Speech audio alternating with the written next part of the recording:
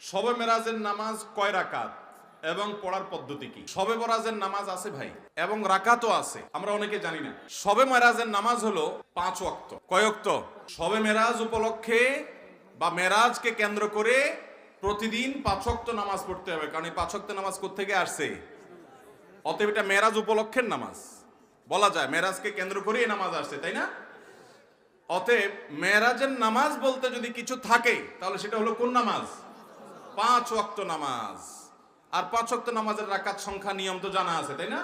অতএব তাহলে আর মেরাজের নামাজের আলাদা নিয়ম না বললেও চলবে। আমাদের দেশে অনেকে মনে করেন না, মেরাজের রাত্রে আলাদা নামাজ আছে, 2 রাকাত করে এত রাকাত, এই সূরা এতবার, ওই সূরা এতবার, এরকম কোন নামাজের কথা হাদিসে বর্ণিত হয় নাই। নবী করিম সাল্লাল্লাহু আলাইহি ওয়াসাল্লামের মেরাজ হয়েছে, সেটা সত্য, বরং মহাসত্য। মেরাজ থেকে আমরা শিক্ষা গ্রহণ করব। নবী সাল্লাল্লাহু আলাইহি ওয়াসাল্লাম যা এনেছেন, যে গুনাহগুলোর শাস্তি দেখেছেন, সেগুলো থেকে বেঁচে থাকবো, আর 5 ওয়াক্ত নামাজকে সর্বোচ্চ গুরুত্ব